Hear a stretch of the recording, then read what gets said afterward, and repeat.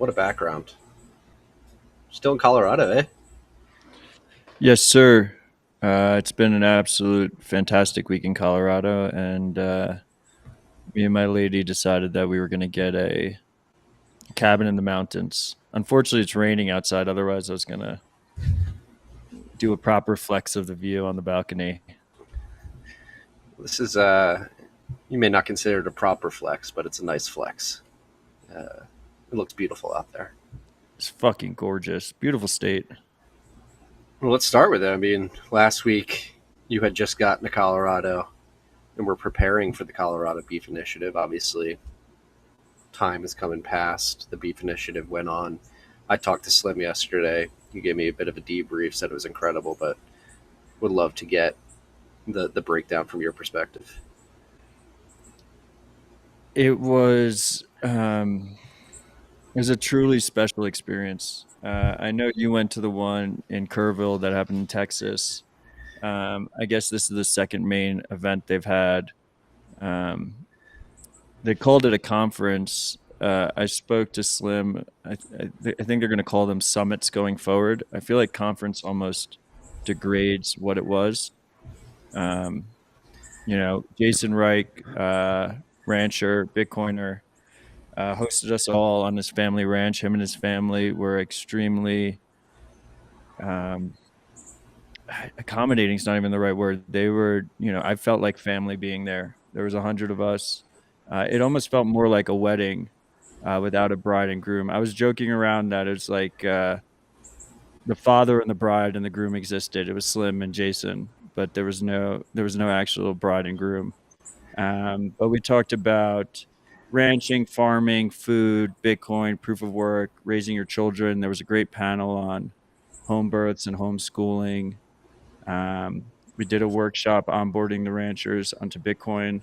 I onboarded 50 ranchers in 15 minutes with the help of our friends at Ibex and Oshi, who were walking in the crowd.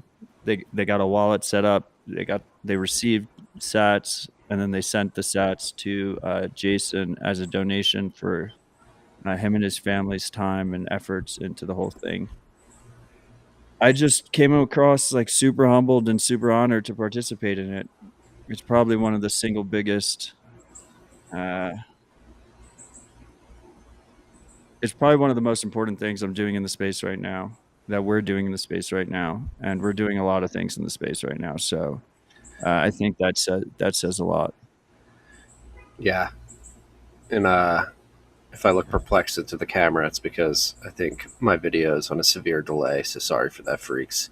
I don't know how to fix that, but I agree. It is one of the most important things that we could be doing as individuals. That anybody, I mean, it's not only us, it could be any of you freaks listening out there who has taken action to go shake your rancher's hand, considering everything that's going on with the food supply chains and what the liberal world order is trying to do to our food systems. I mean, we have it on the list to talk about later in the show, which is the fact that Canada seems to be mirroring the Netherlands policy of trying to cut out 30% of nitrogen emissions, which attacks farmers directly. And I think if we're going to protect ourselves from this impending crisis, we need to go support our ranchers. And so what Slim and the rest of the individuals building out the Beef Initiative are doing is extremely important at this particular point in time. It may not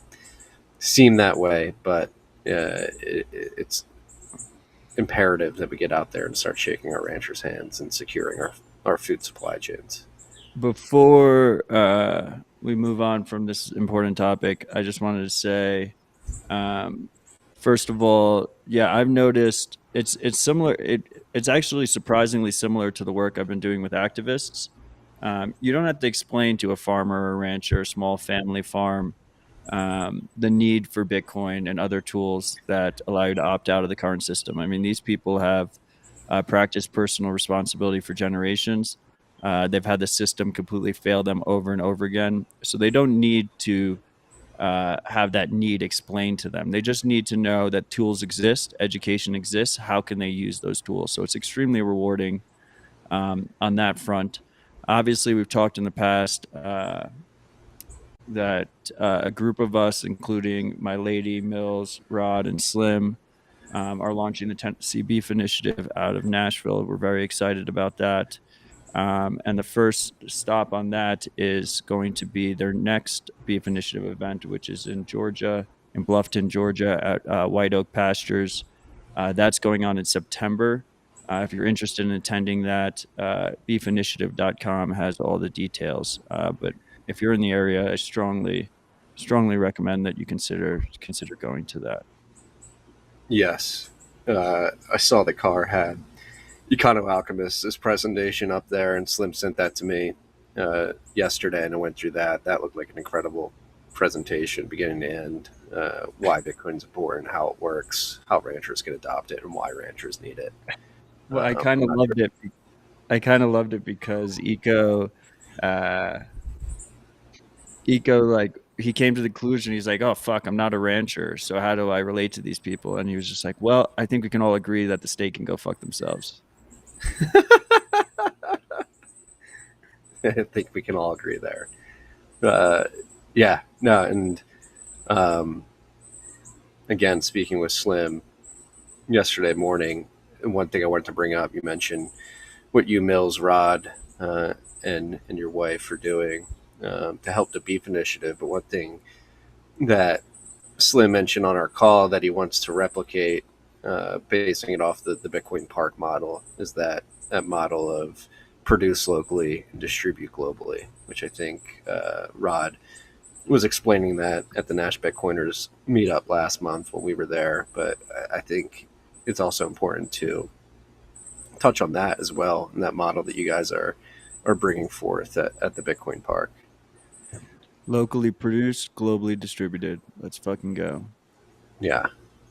Like, if you're, obviously we've been encouraging freaks to attend or start their own local Bitcoin meetups, and that's one thing BitDev started. They started open sourcing their topics list, so you can go check it either before or after any BitDevs is conducted. But when it comes to these types of things, like these presentations that Econo Alchemist gave, and the type of presentations that go on in some of these meetups, well, the ability to congregate in person and have that intimate experience and that very in-depth, high signal presentation in person, like being able to get that information out to others around the world who may not be able to attend personally, is highly effective, and I think an important model to replicate. That's why I love doing what we do here at RHR, is because we have a global audience. It just feels good to know that there's people all over the world getting this high signal content. I will say it's a bit of a balancing act, because me and you are both products of New York City BitDevs, and one of the things that New York City BitDevs and Jay, who runs that over there, has done really well with is they take the privacy of their attendees super seriously. No pictures, no photos, no videos. And I appreciate that. I think there's something to be said about local, small, high signal conversations that are not recorded and that are not distributed, that people are able to feel comfortable enough to speak frankly and talk about things that they don't want to talk about on the record, ask questions that they don't want to be associated with themselves. So there needs to be a balance there between things that are globally distributed and things that are flash in the pan, only happen if you are there. And finding that balance is going to be the difficult part, but it's not impossible. No, certainly not. Certainly not. Shout out to Jay. Shout out to New York BitDevs. Miss you guys. It's been a minute. Let's jump into it. Clark's dashboard. We're pamping. Actually, we're dumping. We were above 24,000 when we hit record, and now we're sitting at 23,810 cuck bucks. One cuck buck's going to get you 4,200 sats. Current Bitcoin market cap is $454.9 billion. We're currently at block height 746, 969. Nice. We got a nice 69 block height here on RHR this week. We are 967 blocks away from the next difficulty adjustment, which is estimated to be on August 4th, 2022, which should be next Thursday. So it'll either happen before or right around when we record next week. As of right now, that's estimated to be an upwards adjustment of 4.1%. Blocks have been coming in at 9 minutes and 36 seconds on average. So if this holds steady, it seems that we will break the 3 downward difficulty adjustment in a row streak that the Bitcoin network has experienced over the last 6 weeks.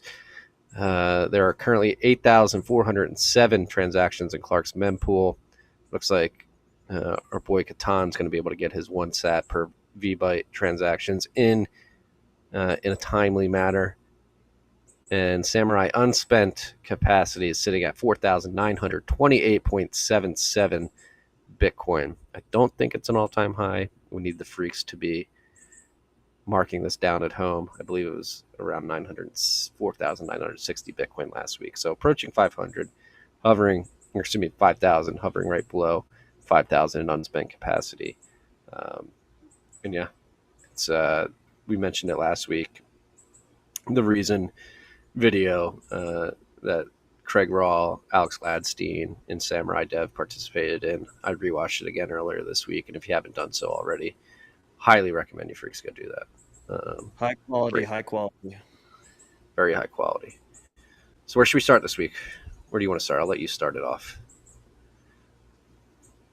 I want to start with our salty senators, the Fabulous Three, writing a personal letter, a public letter to Abigail Johnson of Fidelity, saying that they don't like that she's offering a Bitcoin retirement product to her customers. Yeah, this is high-level cope coming from the U.S. Senate here. It's only 3. It was Dick Durbin from Illinois, Elizabeth Warren from Massachusetts, and Tina Smith. I'm not sure where she's located. Yeah, where the fuck is Tina Smith from? I don't know. It sounds like a fake name. Her big break. Yeah. Yeah. I mean, it's a bit baffling to think that 3 senators are harassing a private company. Fidelity is one of the largest financial asset managers on the planet. They're also a private company. Abby Johnson is the CEO there, and they addressed her directly. And it's just a bit odd that you have somebody from the public sector harassing Abby Johnson and her private company to not offer a product to the public that isn't being forced on the users. It's simply being presented as an option that Fidelity's customers can engage with if they so please. It appears, according to Jevy, that Senator Smith is from Minnesota. Sucks for you, Jevy. Jevy's also from Minnesota. Yeah, it's I mean, Elizabeth Warren, I turned on CNBC yesterday to just pay attention to what the talking heads were saying during that big Fed announcement, and she was one of like the pre-interviews, and it's just like she's so nauseating. Just the way like her facial inflection during like the interview, she's extremely rude. She's extremely incompetent. Did you see Jevy's comments? No, I can't see him. You just said "wow," and I took that personally. As you should. Marty came in hot on that one. Sorry, Jevy. On a positive note, for the Minnesota Bitcoiners, it appears that last night they had a fantastic Minneapolis meetup at the O'Shaughnessy's distillery. The O'Shaughnessy's are a Bitcoin family running a great distillery, whiskey distillery out of Minneapolis. Parker showed up for a guest appearance there last night, and vibes were very high, apparently. Yes. And we said it about a month ago on RHR, probably one of the most aesthetically pleasing Bitcoin meetup venues. And we do plan to do a live RHR there. We don't have a set date yet. Parker definitely not in the fall. Yeah, Parker was trying to get us there in October. Busy schedule in October. I have a feeling we'll be there it may not be till like Q2 2023, just because I don't want to travel to Minnesota in the middle of the winter.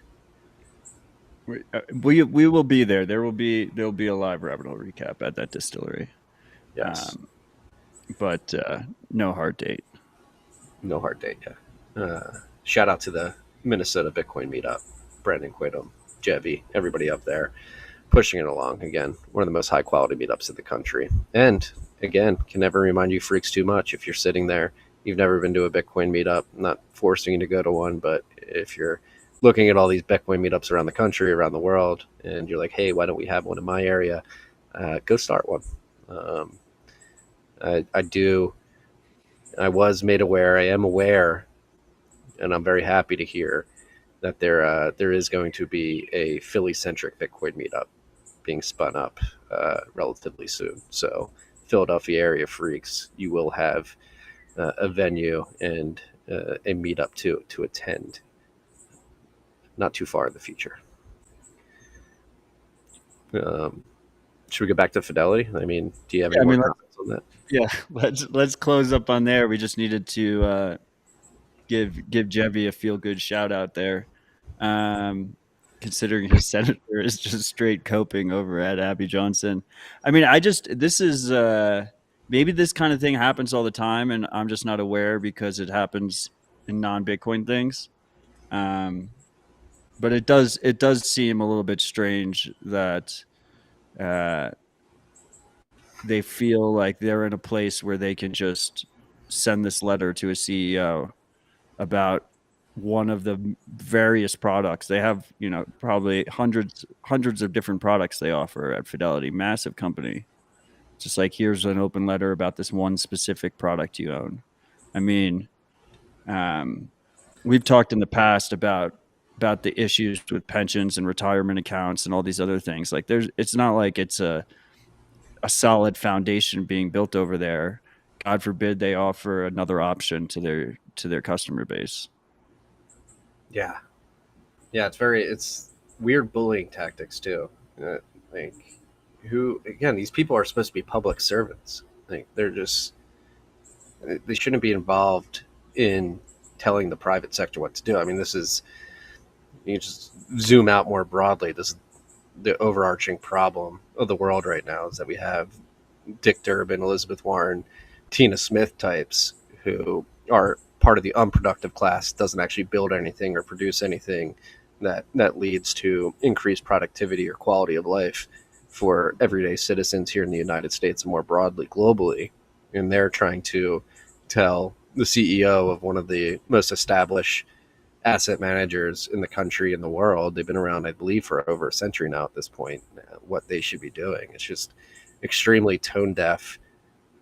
And again, it's a glimpse into how these people think. They think they should be able to centrally control what you and I have access to and what you and I can actually do in this supposedly free country. Matthew, do we live in a free country? No, Marty. I need to put that on the soundboard. Just to save myself time, since that question so often. We will live in a free country in the future, but we don't yet. I would say, Marty, what do you think? Maybe me and you should write an open letter to Abby, asking her to make sure that her 401k Bitcoin plan allows people to hold their own keys.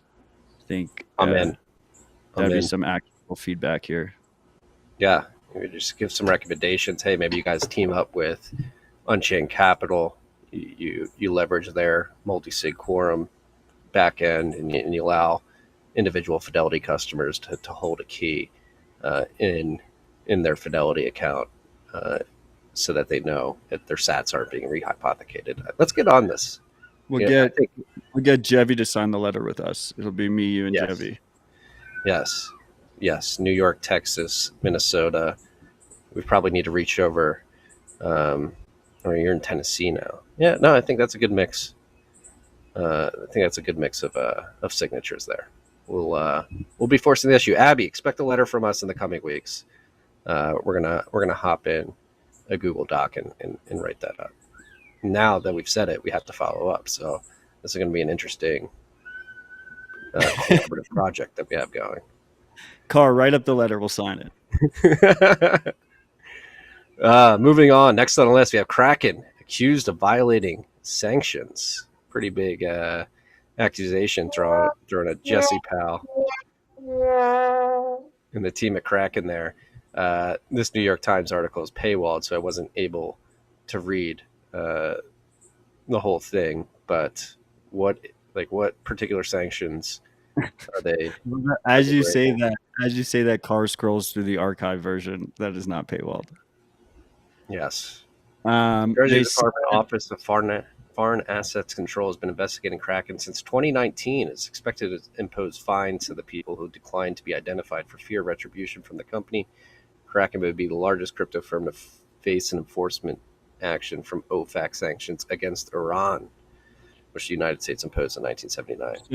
So specifically what they said was, they said that Kraken allowed users from quote unquote Iran and elsewhere to use the platform.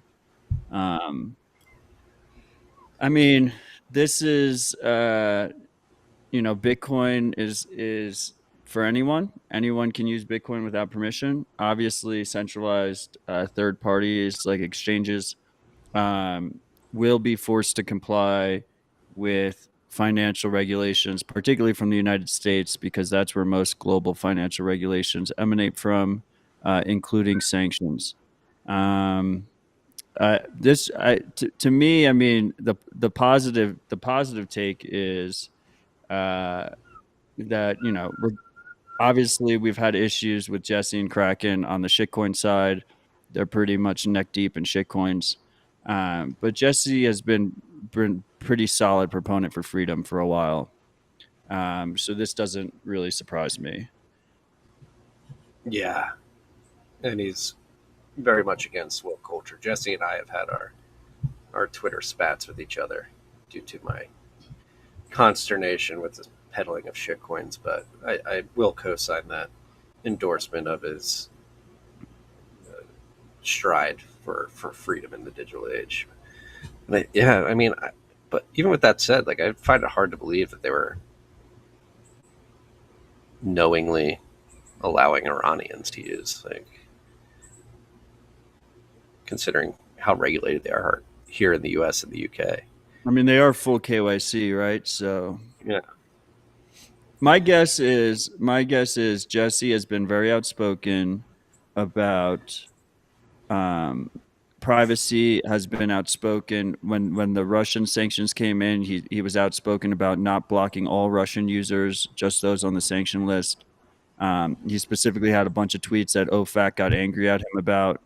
In that spat, he's released the most the most complete transparency reports in terms of law enforcement requests. He's told the New York Department of Financial Services to go fuck themselves on the BIT license. So he's been very outspoken. So when you have someone that's very outspoken, who's running a very profitable company that has a lot of wealth themselves, it is very common to try and find one little thing to try and throw the book at them, right?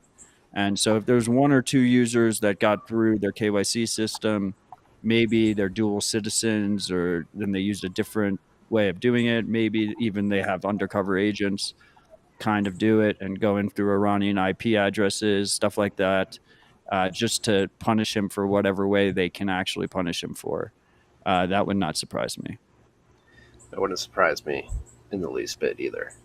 But it is interesting. Apparently they've been investigating since 2019. So had they been building a case? Did they find out back then, or just keeping it in their back pocket to thrust on them at an opportune time? Obviously, with Celsius, Voyager, trouble at BlockFi, and the black eye the industry has taken over the last 4 or 5 months, maybe they decided this was a good time to pull out that card and add salt to the wound. Yeah, I mean, I wouldn't take too much from a comment investigating since 2019. I mean, they could probably say that about most Bitcoin businesses. Investigating since 2019 does not mean that they caught them doing something in 2019. That just means that they were paying attention to someone who tells them to go fuck themselves all the time since 2019. And it's an easy way to make the article more juicy, right? Yeah, which, yeah, New York Times trying to spice it up. That's a very good point. So it is not public yet. It seems like they're just going to get a fine. So the amount of that fine is not public yet. We'll keep you freaks abreast of that situation as it unfolds.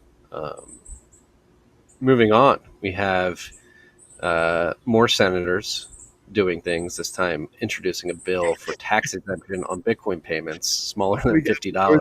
Senators doing things. So rare when they actually do things.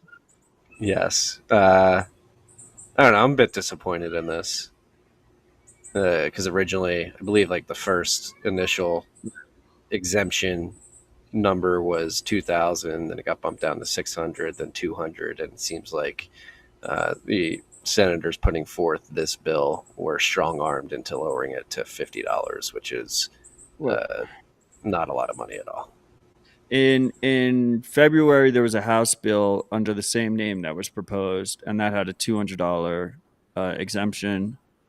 This one's a $50 exemption, and is being pushed forward by Senator Sinema, Senator Toomey, and yeah, those are the two senators, I guess.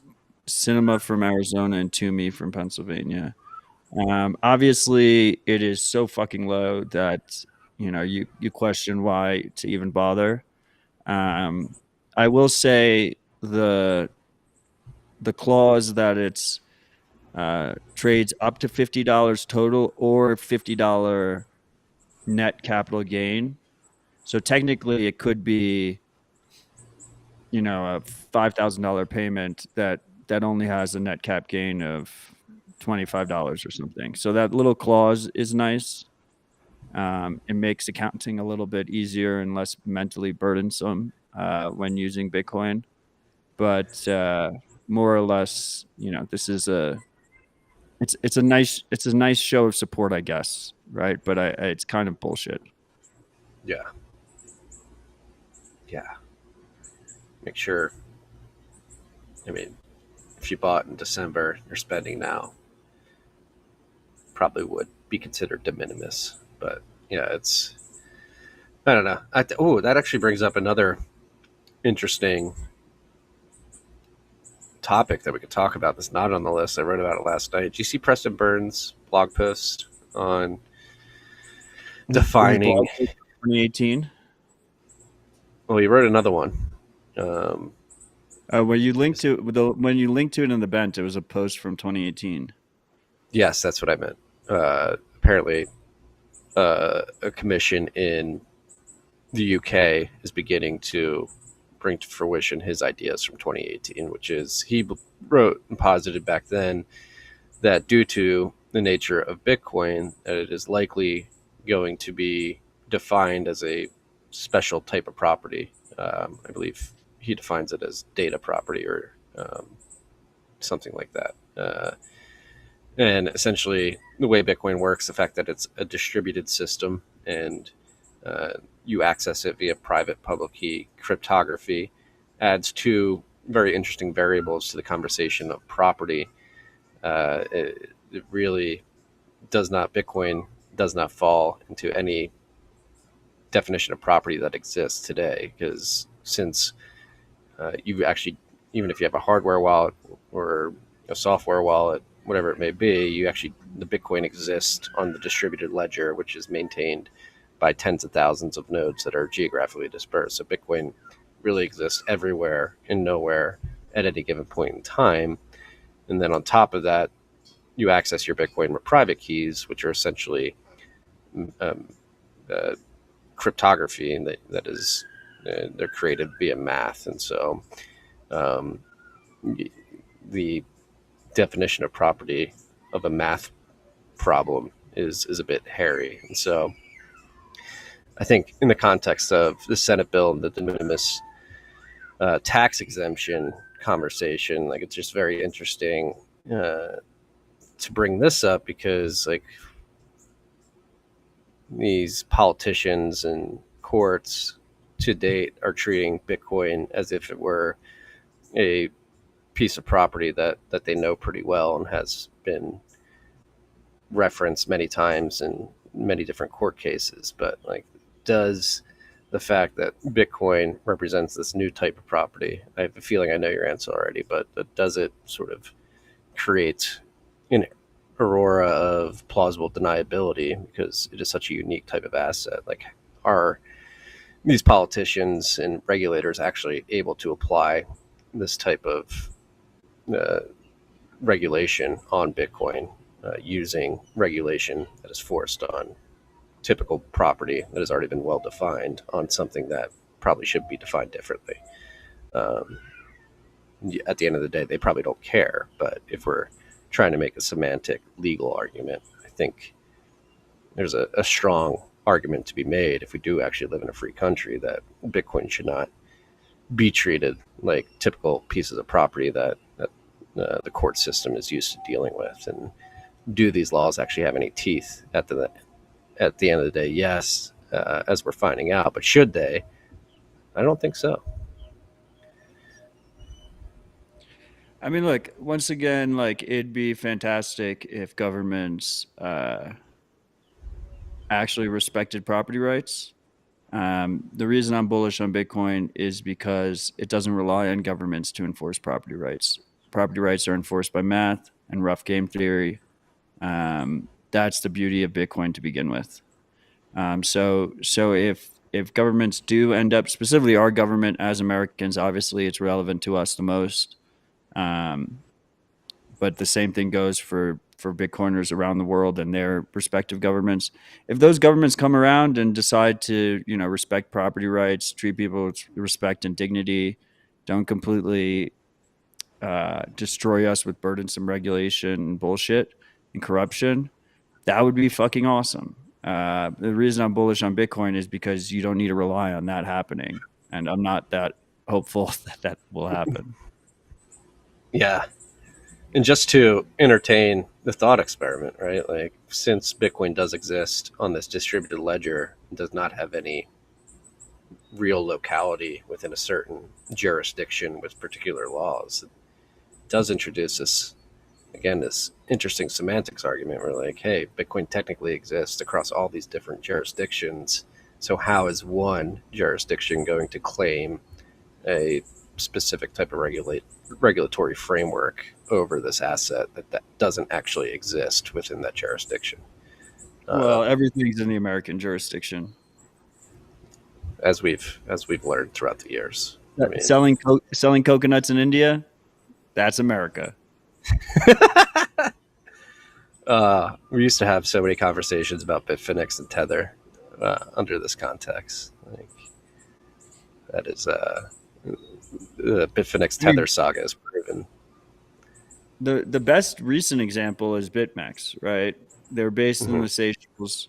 They explicitly said no Americans were allowed to use it, but their founders were thrown in jail, put a gun to their head, and they were told, if you don't implement KYC procedures on absolutely everyone in the world, there is no way for sure that you're not serving Americans. So you have to do that. Otherwise, we will destroy your life.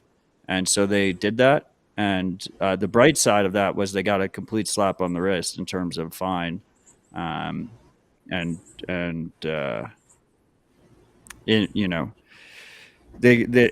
was pretty much a slap on the wrist at the end of the day, but it was only a slap on the wrist because they complied, right? Yeah. So there was a little stick there and a little bit of honey, but ultimately, it's just America financial regulators saying that if you serve anyone anywhere, you have to comply with our regulations. You're within our jurisdiction, and that's a tale as old as time. We've seen that many, many times. Yeah, we don't live in a free country. Maybe one day we will, though. And Bitcoin is a powerful tool to get us there. And all these regulations and these rules, you mentioned BitMEX KYC, they just put us in harm's way, forcing all these third parties to collect our data and hold it in insecure databases. The more the government forces these entities to collect this data, the more at risk they put their constituents. And sometimes they don't even have to mandate that. Sometimes just the way companies are made, the convenience of collecting particular pieces of data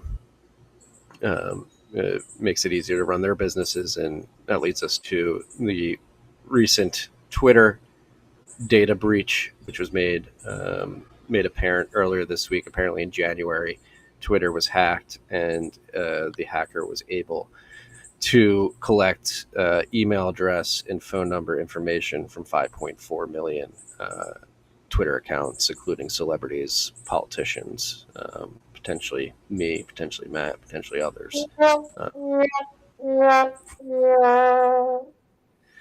So the hacker got all this data, was shopping it around on the dark web. So if you're using Twitter and you have it connected to your actual phone number, your actual email address, you should probably be aware of that. Yeah, so I mean, this vulnerability was responsibly disclosed in January, and it was patched.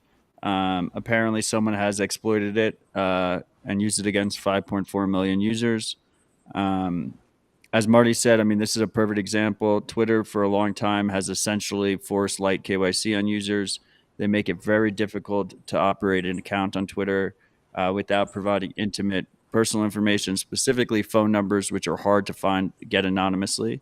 There are services like silent.link and textverified.com that you can use to get burner phone numbers using Bitcoin.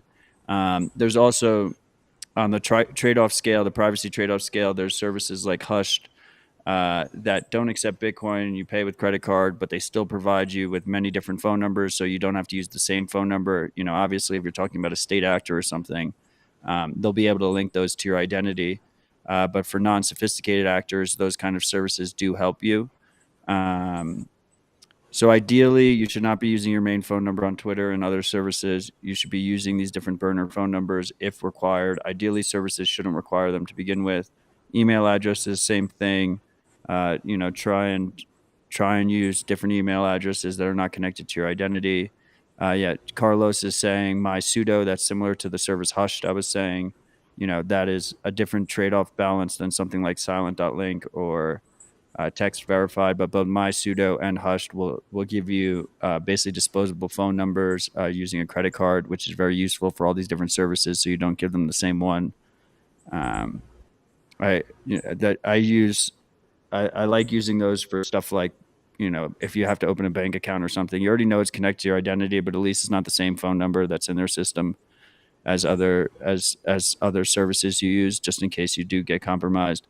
You can today remove your phone number from your Twitter account, so consider going and doing that. You might not be one of the people that are compromised, and there'll probably be compromises in the future. So do consider doing that. If your account does get flagged, which is what they do a lot, they'll flag it and then say you have to put a phone number verification in to do it again. So be it. Do the phone verification again. Ideally, use a different number and then remove that number. Just operate without the numbers on there. And I'll just say, like, these hacks and data leaks have become so common that 5.4 million Twitter users, emails, phone numbers, and usernames are out there, and he's only selling it, or he or she is only selling it for $30,000. That's extremely cheap. I told NVK that he should buy the list and send them cold card spam. Do it, NVK. Actually, is that illegal to buy that list? Definitely not. It's definitely not legal to buy a hack list, but yeah. Carlos mentioned another service too in the comments. He said simple logins useful for email addresses, disposable email addresses. Mm-hmm. And hopefully we get away from this. I mean, a few months ago we talked about a leak in China that exposed 1 billion people, the whole country. So the magnitude of these leaks is getting pretty insane. This Twitter leak is relatively small compared to some of the leaks we've talked about in years past. I mean, Equifax was, I believe, 150 million Americans, and that was all their information: social security number, address, birth date, every adult American, first pet, all that stuff. And that's not even opt-in. You have no choice but to be on that database, which is really fucked up. Right. Which is very scary, but it does seem like they're is a movement that is gaining momentum that is trying to get us away from these types of interactions with the social media companies we interact with or messaging apps. And a great example of that was launched this week, which is Keet.io, which was launched by Bitfinex and Tether. And this is a P2P communications app that leverages a technology called Hole Punch. John Carvalho talked a lot about Hole Punch during the conversation we recorded last year, and this seems to be part of a growing trend of building these types of apps on more distributed systems that leverage private public key cryptography to handle login and user information as opposed to email address and phone number. And this seems like a much better design landscape from which to build these types of apps while preserving privacy and protecting end users at the end of the day. Were you able to experiment with Keet yet? First of all, Marty, fantastic transition. You are getting better at story transitions. Before we move on to the story, I just want to say, first of all, I'm particularly looking forward to the leaks of people's DNA. We haven't really seen widespread ones of those yet. Ring cameras, Alexa microphones, Google Assistant microphones. Like, there's a lot of juicy shit that people are going to get burned on before they start to learn. So I am optimistic, like you, that as people get burned, they will learn and we'll improve to more secure systems. But the amount of pain that we have seen on that front has not even barely gotten started yet. Like, it's going to get really fucking bad. I mean, with Ring cameras, you don't even need a leak. Amazon will just hand it over. Yeah, Amazon handed over, I think, 11 different requests to law enforcement on those cameras without warrants just this year alone, and I'm sure that's ramping up. That's going to be like one of those like nice little exponential charts, but in the wrong way. But to get back to Keet, Keet is pretty cool. A couple caveats here. Well, on the plus side, first of all, you have P2P video, very high quality, secure, encrypted, doesn't rely on a central server. The quality is strictly limited to the bandwidth on both sides of the connection, who's ever participating in the video chat. You can also do file transfers and text chat. Really cool concept. This kind of goes in line with the theory that I think a lot of us Bitcoiners have been working on for a while, which is that as Bitcoiners become successful and become wealthy, and their companies become successful and become well-funded, they will have projects on the side that are basically just aligned with their freedom values. People that are now successful, that believe in freedom. Like, Keet itself doesn't seem like something that can easily be monetized, but it seems like something that the guys at Bitfinex and Tether, they're basically the same company, wanted for themselves. So they built out this project and they're releasing it for the world. Now, for the caveats, right now it's not open source yet. They said they're going to open source it soon. Looking forward to that happening. And then secondary, right now the way it's set up is you are doxing your IP address to any participants of the video call.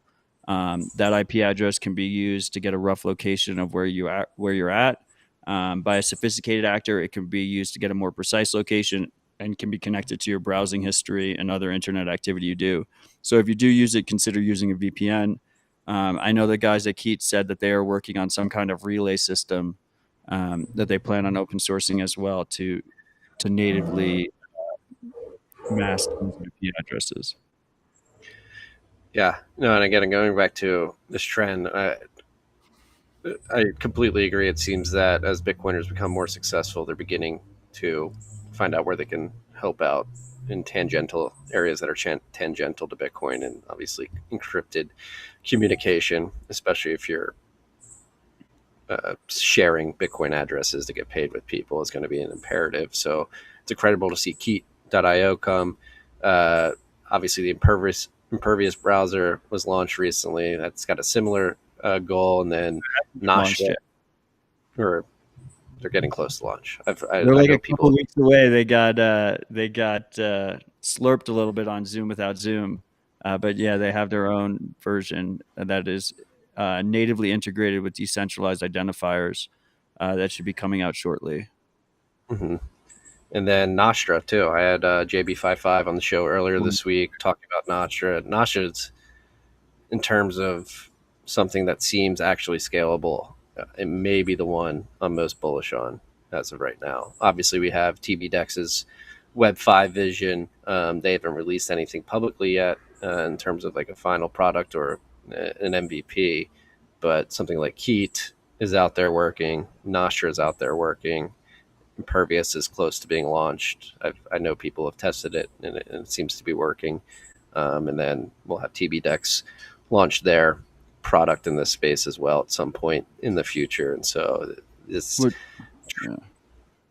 this trend of building these types of systems where people can access information and communicate with each other on the web is a very bullish thing to see. It's very early days too.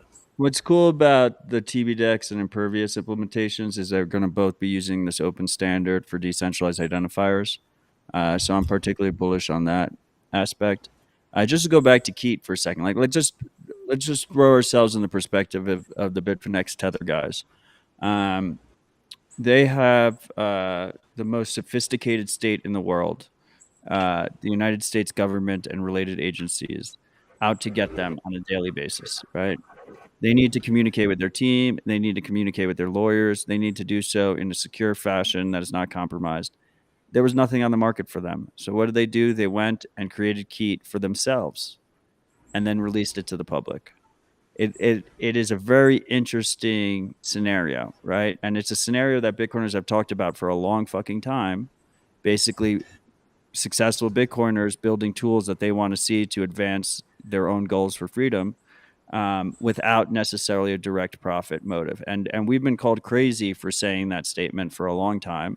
And this is a perfect example of it in practice. Yeah. Yeah. Pressure creates diamonds. And the pressure on Bitfinex to communicate in a private fashion so the U.S. government can't spy on them has created Keet. And similarly with Nostra, that was part of the conversation with JB55 on Monday or Tuesday, whenever we spoke, was that it's not really quite obvious how Nostra will be able to monetize, if at all, but it was started by Bitcoiners, and he made a point to say it's not a Bitcoin project. It's just Bitcoiners recognizing that this is something that's needed in the world and going to focus their talents on that protocol. 100%. Yeah, and so Fiat Joff, JB55, everybody else helping out Nostra, Bitfinex Tether building out Keet, Chase and team at Impervious building out their browser, and Jack, Mike Brock, Daniel and crew building out TBDEX. Thank you for doing what you guys are doing. It's imperative that we get these technologies out there. 100%. 100%. Oh, we've got software updates coming up. We'll do a quick break and do shout outs. We'll have a nice back end of the episode too. A lot of macro talk in the back end. And Marty Jones might come out. Let's say 28th, so anything after the 21st, something we have to read. We have 2 shout-outs today. First one. Greetings from all the Aussie freaks, you pair of degenerate freak lords. Once again, the Aussie Bush Bash tribe is gathering this weekend, this time in Queensland, for the wintertime edition of the Bitcoin Bush Bash. No redunculous mandates or border closures this time, and freaks coming in from near and far for a weekend of Bitcoin talks and laughs and figuring how we help Bitcoin and each other learn and thrive. A platter of state of the Bitcoin, some lightning, a dash of Fedimint, a side dish of Ikigai, a tasty dish of energy and mining insights, all served up by plebucators. I haven't heard that one yet, plebucators. For those curious about these events, go check out bitcoinbushbash.info. All Bitcoiners welcome, no cost, no KYC, and no shit coins. Big shout out and safe travels to all the freaks making the trek this weekend. And big orange love to all those unable to make this one. My name is Marty, and I have a penis. Penis! And penis has an S at the end of it, just like Bitcoins. It's true. I do have a penis. Penis has an S at the end of it, and so does Bitcoins. These are all true facts. I love our Bush Bash freaks. We have a lot of great freaks in Australia. I'm surprised they haven't escaped yet, but the ones that are still there are very high quality, very high signal down there. I would love to visit sometime, but not in the near future. You guys have to work out some shit over there first, but I've Yeah, heard well, only great things about the Bush Bash. It sounds fantastic, and I know it's really great people over there. yeah. Big shout out to the Bush Bash freaks. I hope you guys enjoy your weekend. Like Matt, I would like to attend too, but I don't think your government would let me, considering my medical records. And This one, Narwhal Tacos, Ride or Die Freak, Narwhal Tacos has really good advice for you freaks. Do not DuckDuckGo Bush Bash. yeah, you'll probably get something else. You'll get Marty's favorite type of content. Stop watching porn, freaks. I'm rocking.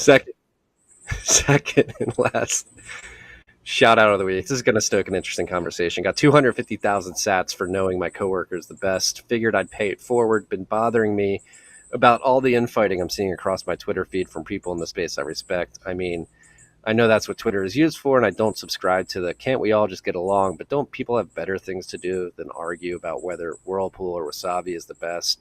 Nick has invested in non-Bitcoin startups. The horror. I mean, I like drunk troll tweeting as much as the next fucker, but seriously, I really just think that in a bear market, instead of arguing, people should just shut the fuck up and build something.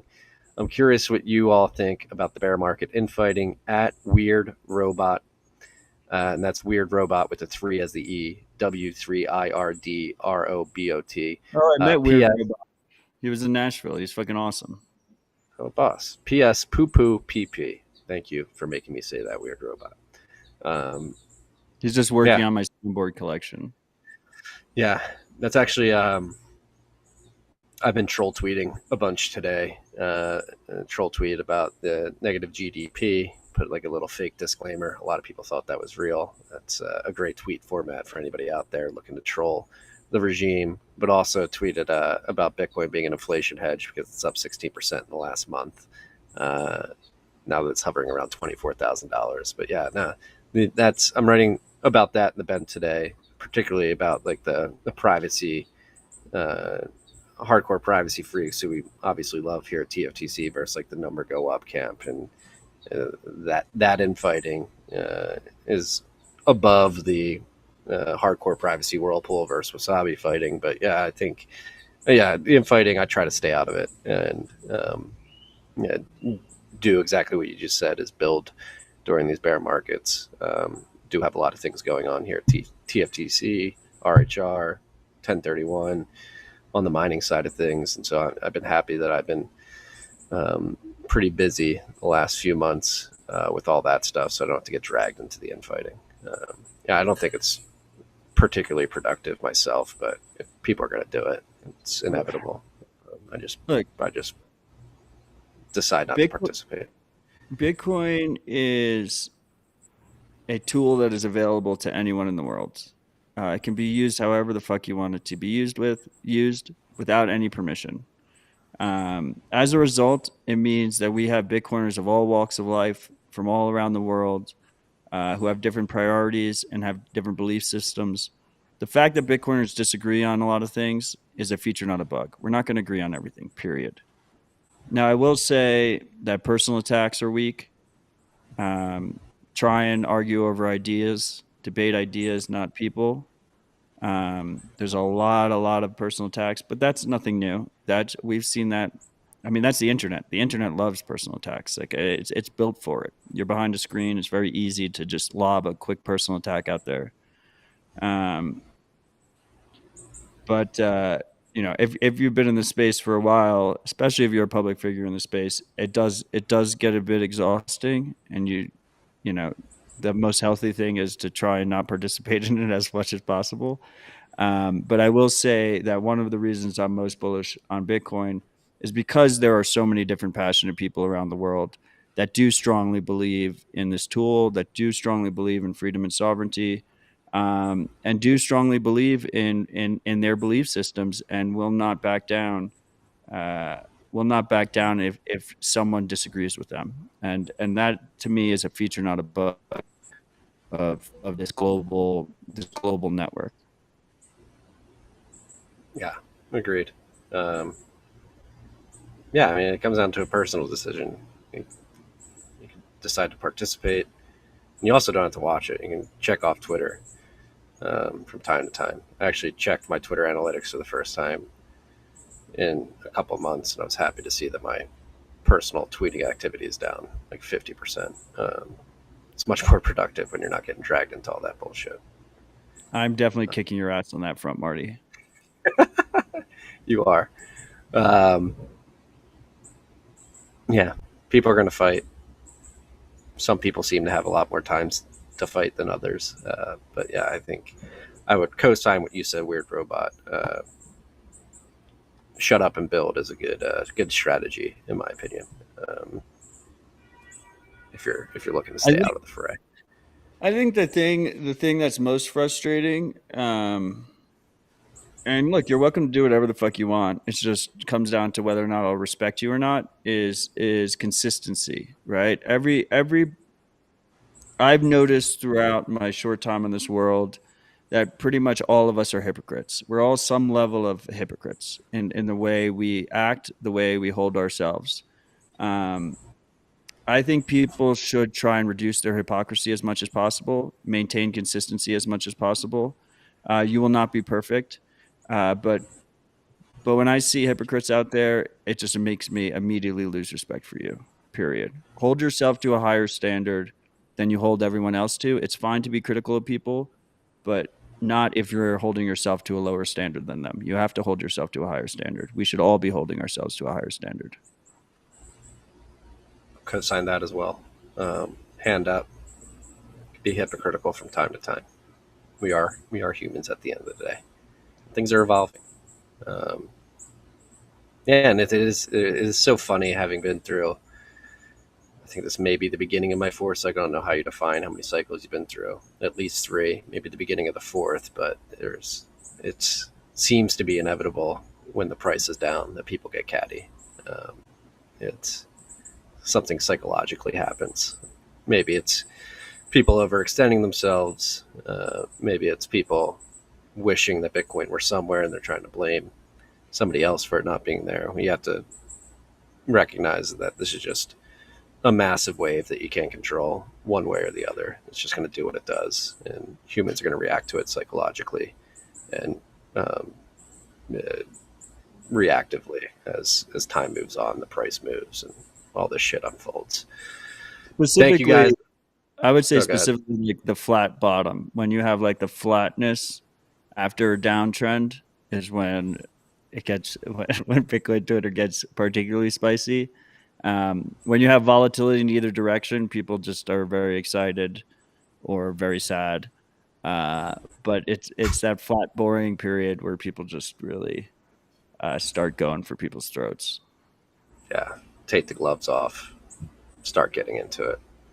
You do not have to participate, though. You don't even have to watch it. You can log off the Bird app from time to time. Go for a hike. Yes. Thank you for the shout. Go for a swim? Is that what you're saying? I said a surf. I don't know. I know you like surfing. I like to surf. I haven't surfed yet this summer. It's actually eating away at me right now. Aren't you like 10 feet from the water right now? About 3 blocks, yeah. But yeah. It's hard to get the green light to go surfing when you have a 6-week-old and a 2-year-old in your house. Your 6-week-old doesn't approve. He always tells you, Marty, not today.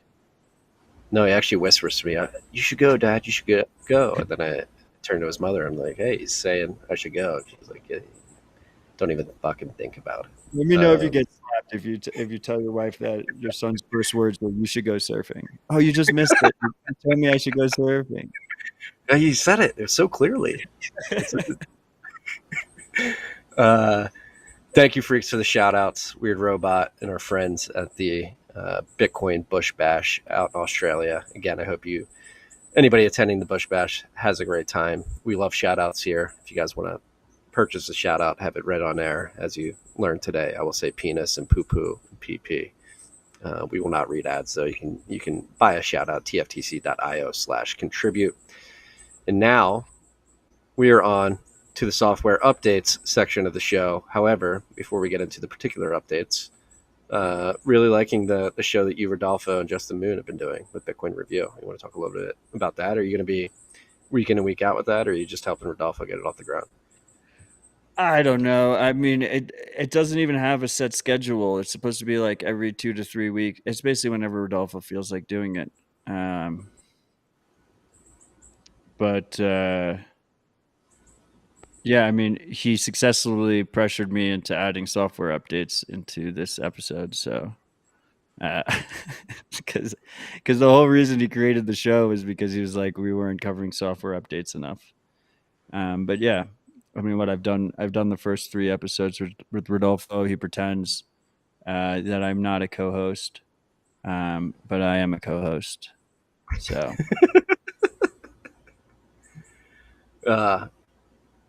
I don't know. It's fun. I want to do the majority of Civil Dispatches in person.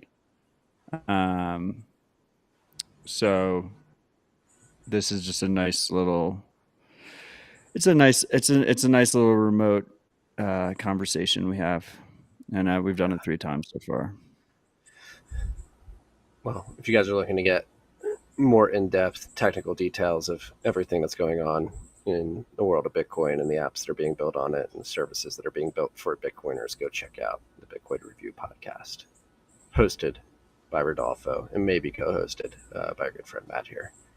It's hosted by me and Justin, and we bring on our guest NVK occasionally. On to the software updates we have on this show right now. LMBits version 0.91 has been released, as we have done in years past, but haven't done recently. Matt, you just stop me if there's anything particular you want to talk about with these software updates. Start9 Embassy version 0.3.1.1 has been released. I know those guys are working on getting Whirlpool onto the Embassy app store, so be on the lookout for that. Wasabi Wallet version 2.0.1.3 has been released. What was the cash register? I don't know. It's a new soundboard button. Okay. Whirlpool getting added to Start9 felt like a cash register moment. So it's I pressed cash it. register. Last time I publicly spoke about Wasabi was on that previous show that you were talking about.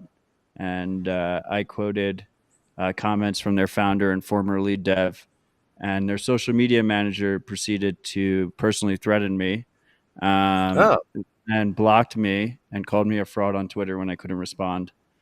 So those are my only comments on Wasabi today, even though I added them onto the list. Who is their personal social media manager? I mean, people know. People can look it up. I'm not going to say anything. Go look it up. Last but not least, on the software update section of the show is LDK version 0.0.110 has been released. So this is a Lightning development kit that Spiral team has been working on, Matt Corallo. So that's been updated if you're running LDK. You can go check out the release notes to that. We'll include them in the show notes. Whew. Is there anything weaker than talking shit about someone on Twitter while you have them blocked? No. There's few things weaker than that. Yeah. I wonder if Udi's talking shit on us. He blocked me too. We wouldn't know. He blocked. At least we're blocked together. I don't know why he blocked us. I was worrying a little bit that you're just quietly behind the scenes just throwing me under the bus with all these people, and they're just blocking me, and they're leaving you open and having coffee and tea with you, biscuits. No, they're blocking me too. Maybe it was my last interaction with him where he was trying to call Bitcoiners virgins, and I just responded, how many kids do you have? And there's a big pro-natalist movement in the Bitcoin space. It's weird to refer to Bitcoiners as virgins, considering. I got to work on the cash register soundboard. I can't really figure out where it fits. Yeah, we're going to have to figure something out. I don't think it fits into the spots that you put it in. No, that didn't fit at all. Moving on, our good friend Alex Gladstein, his latest piece in Bitcoin Magazine is on Fedimint, which has been a hot topic on this show over the last week, and other shows. Matt did a Spaces with the Bitcoin Magazine team and the team from Fedi last week. As he mentioned, he was speeding down the road, so his connection wasn't that great. I had Obi, Eric, and Justin on TFTC last week, and here's more Fedimint content if you guys are interested in diving deep into it. A couple days ago, Gladstein posted this on Bitcoin Magazine, and it dives into how Fedimints work, how Chaumian mints work more generally, and how they're being implemented in Fedimint, and the thesis of the Fedimint protocol team and the Fedi app team that this could help scale Bitcoin to billions of people. There was a lot of people who got really triggered by the fact that people think that Fedimint and Fedi will be able to scale to billions, but I think even if it doesn't get to billions, it can get to quite a bit. You can get some significant adoption to maybe like a humble 100 million or something like that. Yeah. Yeah, that's like another like infighting topic. Fedimint started a lot of hoopla as well, but again, that's the beauty of Bitcoin. Like Matt mentioned earlier, it's an open system that anybody can plug into and you can build things on. And Fedimints are one of those things that you're going to be able to build on Bitcoin, and you already can, but will be more prevalent towards the end of the year. And so I'm excited to see the design landscape of things that can be built on Bitcoin expand with Fedimints. And I do think there is some merit. Obviously, we've given a grant to Fedimint, invested in Fedi. I think there's something here in terms of providing end users, particularly in areas, developing countries, with a pretty sleek mobile experience to onboard onto Bitcoin quickly via an eCash token and transact almost instantly and privately with others in their federation. Yeah, look, Bitcoin is an open network. Anyone can build on it without permission. The ideal situation, in my opinion, for Bitcoiners is that we will have many different options available to us with many different trade-off balances chosen for those different options. You don't have to agree with all the options. The key is that Bitcoiners have more options at their disposal. And the second key is that those trade-offs are properly disclosed and made clear to the end user. I've gotten shit on many times in this space for finding certain trade-off balances interesting. Particularly, I've gotten shit on for thinking that the trade-off balance that Samurai uses for their product is a compelling trade-off balance. Ironically, a lot of people on the Samurai side have given me shit for thinking that Fedimints offer a compelling trade-off balance for certain users. So I'm in my happy place where as many people as possible in this space are angry at me at the same time. That's where I thrive, right in that zone. So let's fucking go. Yeah, when everybody hates you, you know you're doing something right. Yeah, either that or you're a douchebag. It's one. Yes, it's, that is a good point. No, but again, I've said this many times. Optionality is good. Who doesn't like more options? And again, you don't have to use every option. I think that's the most important part. So like a perfect example here, and I think this gets lost. We've talked about it. We talked about it last week, but like what are Bitcoiners out not on Twitter Bitcoiners using? What trade-off balance are they choosing, right? And you see that 99% of people are essentially choosing custodians out of convenience. The number one thing that they care about is convenience. And a lot of those custodians are KYC'd because most custodians become KYC'd over time. Some of those custodians aren't. The notable example is Wallet of Satoshi. So to me, Fedimints is a way of increasing that status quo, improving that status quo, making the most convenient option private by default, making the most convenient option have less custodial risk than traditional single sig custodian. But a perfect example was at the wonderful event that we had this weekend at the Beef Initiative event at Jason Reich's ranch. I'm not going to say who it was, but there was someone there onboarding people onto Wallet of Satoshi. And I said, why are you onboarding people onto Wallet of Satoshi? And she said, because it's convenient, because it just works. And she's not wrong about that. But what is the result there? The result there is that the user is doxing their full transaction history to Wallet of Satoshi. It's a centralized service, and they're at threat of getting rug pulled, right? It's a custodial service.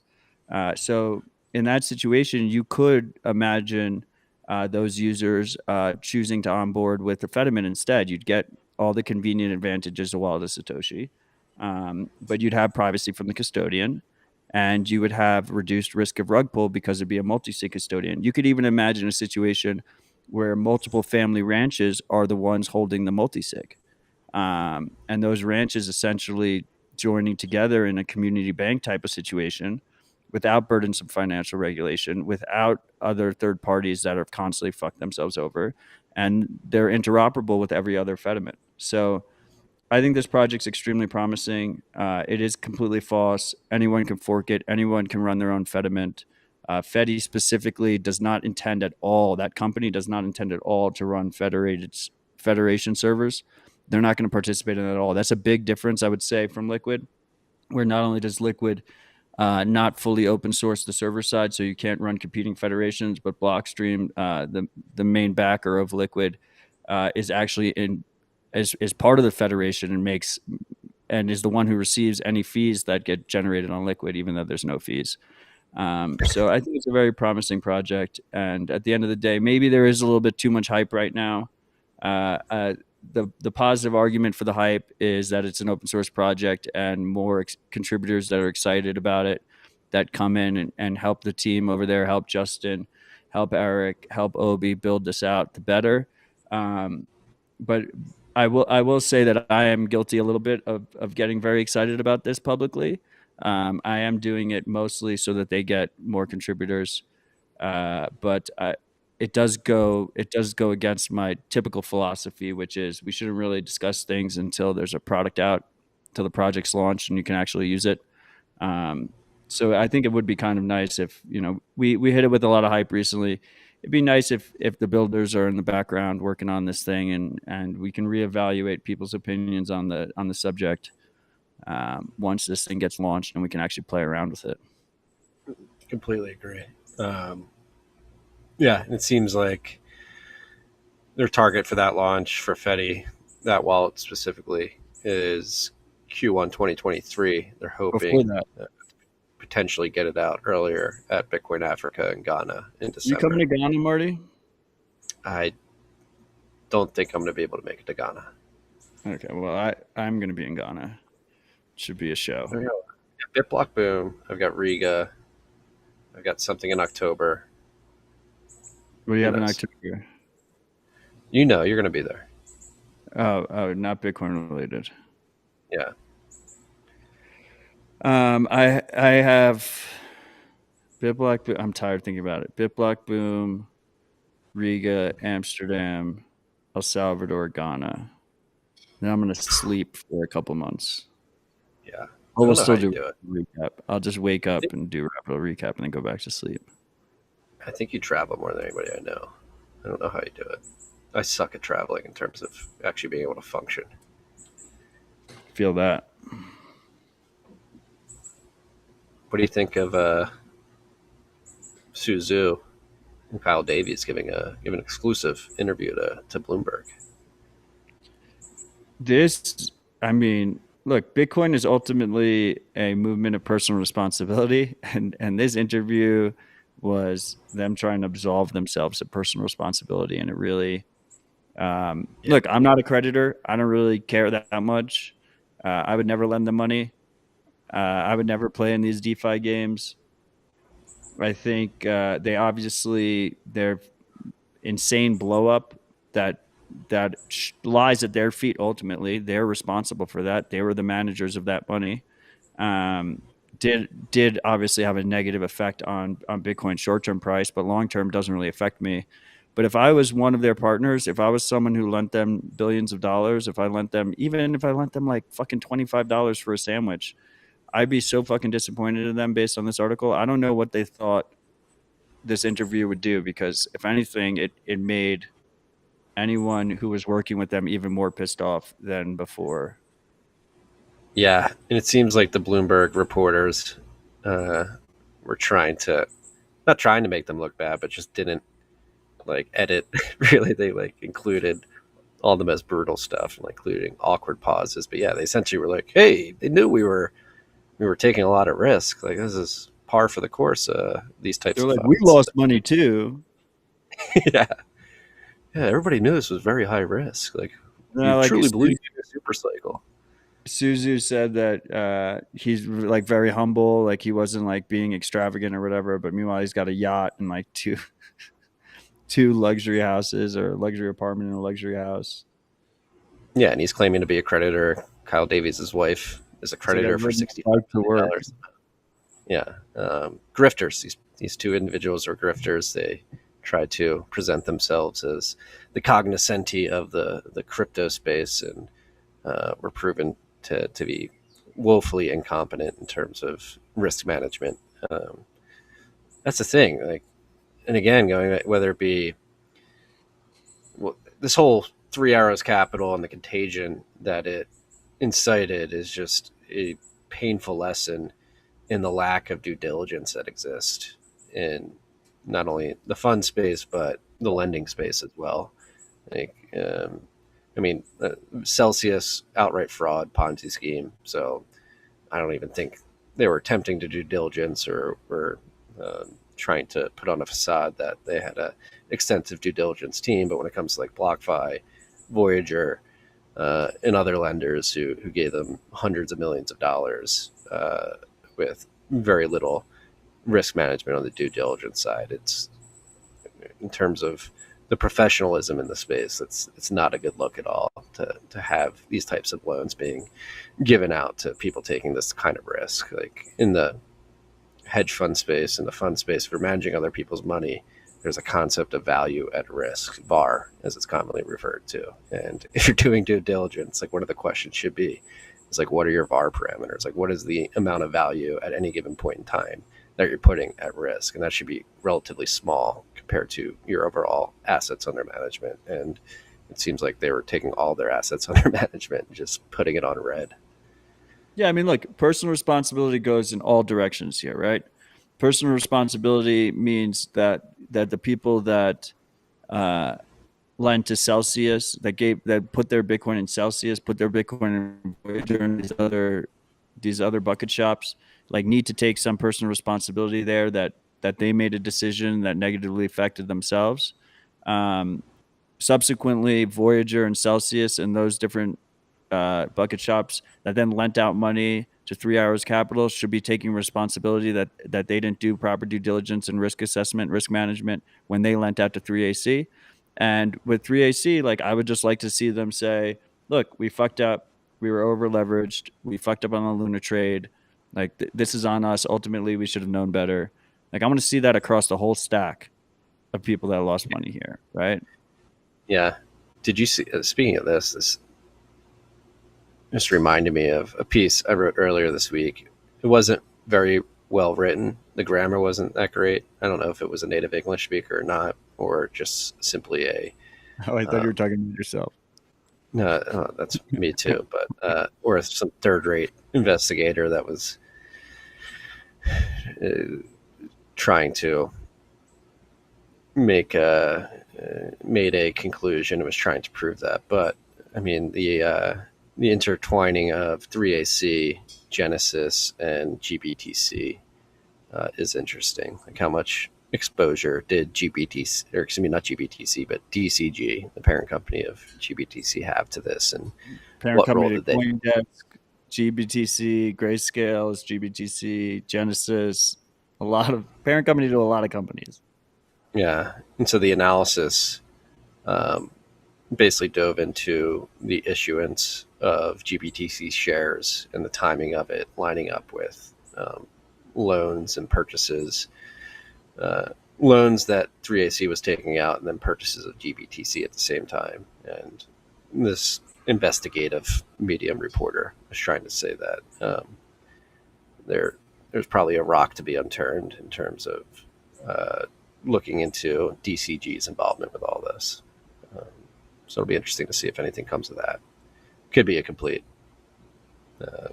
bullshit thing, but just in case it isn't, we made you freaks aware of it here. Now, on to broader macro stuff. That's all the Bitcoin stuff we got right now, unless you want to discuss anything that didn't put on the list. Nope. You are correct. That is all the Bitcoin specific stuff. Yeah. If you freaks want to drop out now before we talk about macro, I just want to leave you with Marty's favorite. Come rocket. Don't leave. Why are you assuming that the freaks are going to leave? I'm looking at it right now. The live viewers are going up. So, well, we'll keep an eye on it. Obviously, big news of the week. Federal Reserve raised rates by 75 bips. This was seen as a dovish move by the central bank. I say dovish, dovish. It's the bird, right? Dovish, yeah, like dove, right? Yeah, it's like a dove. Like, I say, if a dove flies by, do you go like, oh, look at that beautiful dove? Look at that dove.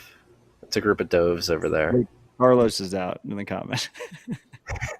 Carlos, you're not going anywhere. Let's be honest. Carlos, stick around. But no, 75 bip rate hike was seen as dovish. A couple of months ago, people were expecting a 1% rate hike, but considering unemployment numbers, housing numbers that have come in, it seems like the Fed is beginning to reverse course on their. Stop reading the comments on their. Gabriel said, "It's the Latin pronunciation." Sorry, it is the Latin pronunciation. So yeah, I mean, markets moved. Bitcoin went up, stocks went up. It seems like markets are pretty convinced that this is the beginning of a reversal in interest rate policy from the Fed. So many are beginning to surmise that the money printer may be coming on at some point later this year, early next year. I mean, with inflation running hot and the economy going into a recession. That's another topic that we have here at the end. It seems like the Fed is beginning to worry that they're having an undue influence over markets right now. Want to take their foot off the gas pedal. Carr has up. Why does Carr have this tweet up? I don't know. Carr, this is a troll tweet. I got so many responses from that. Like, it's not. My bad. You said inflation hedge, and then I went straight to it. So sorry, I had it up already. It's Marty's tweet that says that Bitcoin's up 16% this month. It's a great inflation hedge. Incredible inflation hedge. Incredible. It's important to forget that our net worth is down. 60%. Great inflation hedge.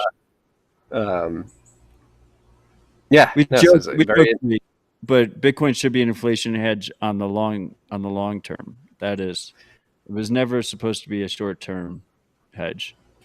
Yeah, that's sort of the gist. That's sort of the gist of what I'm writing about right now. Is Marty, don't you think like this Fed stuff is just like, it's just bullshit? Yeah, it's complete bullshit. It's definitely relevant. It's definitely relevant because Bitcoin does seem to be responding with the rest of financial markets to this bullshit, but it's such bullshit. Like, what? How long do I have to wait for Rabbit Hole Recap not to cover what like 8 people in a room decide to do with a shit policy? When we hyper Bitcoinize. But like, can I get an over under? Like, are we still going to be talking about this shitcoin in 2 years? Probably. 5 years, maybe not. That's 104 more Rabbit Hole Recaps where we're going to be talking about this shitcoin's monetary policy. Well, technically these guys meet once a month. So 24, it will be mentioned. And it's weird to think. I mean, I've been a Fed hawk since I was 19, so going on 13 years now. Obviously, At least you pronounce hawk correctly. but it is no. I mean, I think back to when I first started following Fed policy, which was in 2012, 2013, when Janet Yellen was the Fed chairwoman, and even back then, I mean, that's one of my favorite stories to tell on the show. Is I really went full bore into Bitcoin after a particular Fed meeting in which all the analysts were trading off the color of Janet Yellen's jacket, which was purple that day. Purple's a regal color. She's exhibiting strength. The economy is going to be strong, and currency markets literally traded off the color of her jacket. And at that point is when I got extremely orange pilled. It was like, this makes no fucking sense. But like you mentioned, like it or not, these moves do still have undue influence on markets broadly, globally. And I think in the context of the amount of control that these central planners have on the system right now, I think this 75-bit hike is a bit of egg on the face for Jerome Powell and crew. They wanted to really step in and postured publicly that they wanted to be Volcker-like, a Volcker-like Federal Reserve Board, and really jack up rates to tame inflation. And they jacked up rates, many people would say late, and then they did it to a point where it seems to be affecting the economy and the labor market, and they're having to put their tail between their legs and reduce the pace at which they raise rates, which is a sign of weakness, which is why I think it's important to bring up, because these the Federal Reserve is losing control. It's losing panache, actual respectability more broadly. And I think in the context of Bitcoin, that's actually a very good sign, because that as people lose confidence in the Federal Reserve's ability to actually maintain the monetary system, it bodes well for Bitcoin. They will have a Marty moment like I had in 2012, 2013, where I was like, this makes no fucking sense.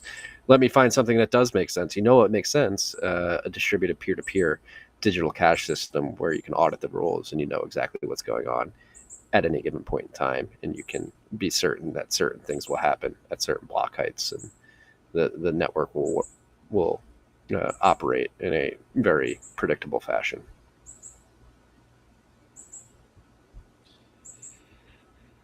Yep.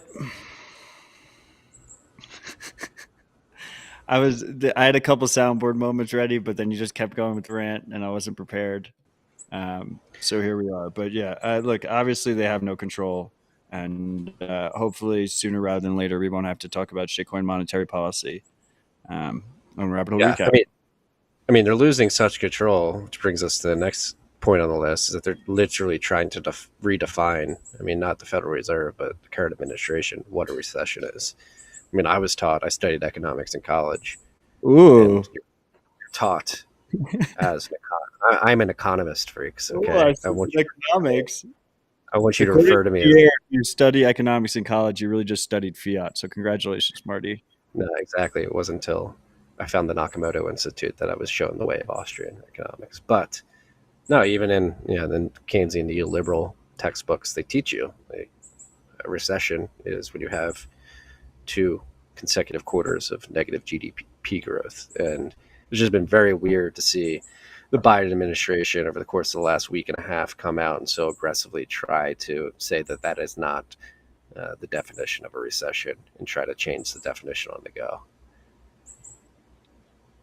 Did they change it? And my buddy says the definition of anything is the Oxford English Dictionary decides what the definition is.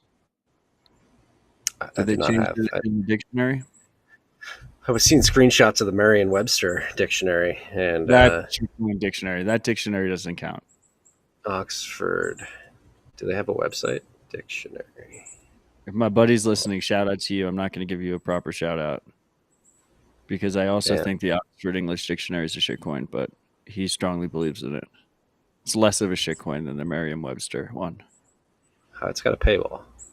Yeah, because it's not a shitcoin. you have to show some proof of work to access it. I would pay 10 sets to get access to the definition of a recession. Oxford Well, Dictionary. if one of the managers of the Oxford English Dictionary is listening right now, I consider reaching out and we could help hook you up with a lightning paywall. Yeah, we built it. We can help you out. Yeah, it's just weird. The gaslighting is very perplexing. Do you believe you're gonna get angry at me? But like, have you seen the Joe Biden? Joe Biden's dead. They're just putting like CGI videos of him out. You think he's dead? I don't know. Do you want to get on it? No, I don't want to. I bet you 5 million sats he's not dead yet. Okay. I'm not betting 5 million sats. He could be alive. One thing I will say though is a couple of videos that came out of him earlier this week, too, in the same day, where he's like not blinking and his face looks completely different. They definitely playing games. There could definitely be games being played, but I mean, we've talked about deep fakes on him still being alive. Humble 5 million. Carr coming up with the good Joe Biden conspiracies here on the screen. He does look a lot different, but he's also a lot older. So I mean, yeah, and there's, I mean, everyone knows that presidencies age you like crazy. Yeah. Yeah, like, I mean, you look before and after a president's after 8 years in the office. I mean, I know Biden hasn't done that, but he's also like one of the oldest presidents we've ever had. Like, it destroys you. Yeah, I said Biden, I meant Barack Obama. Like the Obama first day of office, last day of office, side by side is pretty jarring. Yeah, it looks like someone put like an age filter on. Yeah. Yeah, so be aware, they're changing definitions on the go. We're technically in a recession. What will be interesting to see is how inflation comes in next month. People are expecting it to be lower than the 9.1 print of June. So we'll figure that out. Even more than they're already lying about it, and just make it lower. Like, I don't understand. Like, why don't they lie more effectively? I will say that having our own president and his administration gaslight us about bullshit definitions and, you know, grandstanding against oil companies and all this stuff when we're clearly in a crisis as a country is extremely frustrating, but not surprising from our corrupt political class that we see across party lines, period. Like, they can all go fuck themselves. Well, another they can all go fuck themselves moment that happened earlier today. I'm not sure if you saw this, but either President Biden or the replacement body double that has been put in his place told President Xi of China today that they do not recognize Taiwan's autonomy as a sovereign state. Big cuck move from the President of the United States there, or his body double. Oh, shit, I missed that. I get all my corporate news from you. Yeah. So that was actually, a lot of people thought he was going to go there and be like, hey, we're the world police. We recognize Taiwan's autonomy as a sovereign state. And he went and said the exact opposite, essentially bending the knee to China. Well, we've called that for a long time. There's literally zero shot that the U.S. steps in to protect Taiwan interests or any of our other allies, to be honest. We're weak. The world knows it. I don't even know necessarily where I stand on that personally in terms of interventionism, world police stuff. But the fact stands that promises were made and those promises will not be kept. Yeah. Yeah. It's the Minsk Agreement, protecting Taiwan. You have Japan arming themselves now. They should arm themselves. Like, it's fucking ridiculous. Yeah. Take some personal responsibility. I know that was part of the agreement after World War II as well, but that was... Well, Luke Roman had an interesting theory on the show last week in regards to that. I posited, Japan's arming themselves. Maybe they don't believe that the U.S. is able to protect them. And he said, it's probably not that. It's more likely that they're going to be desperate for Russian natural gas, and they're going to begin doing direct commerce with Russia for some of their commodities, energy and food. And the U.S. isn't going to like that. So in preparation for the finger wagging from the U.S. They're bolstering their defenses, so they don't need to be dependent on us to protect them in case we try to use that as a leverage chip. Yeah, I mean, it doesn't matter how you cut it. Like, sovereignty comes in many shapes and sizes for different entities. And ultimately, if you want to be a sovereign country, you have to be able to defend yourself. Otherwise, you have no fucking sovereignty. Same with an individual. Yeah. Yeah, and another interesting line from this meeting that Biden had virtually with Xi Jinping today was that President Winnie the Xi Poo, came out and warned Biden over Taiwan. Those who play with fire will perish by it. So just sending a direct warning to the U.S., like, don't step in. And then Biden was like, don't worry, we don't recognize Taiwan's autonomy. You can do whatever you want. Yeah. Well, it just like you said, it just proves how weak we are right now. It's fucking. If you're going to threaten people, you should do it eloquently. Yes, you will perish by the fire if you raise fire. But again, like it's extremely frustrating, disheartening, embarrassing that the U.S. is in such a weak position.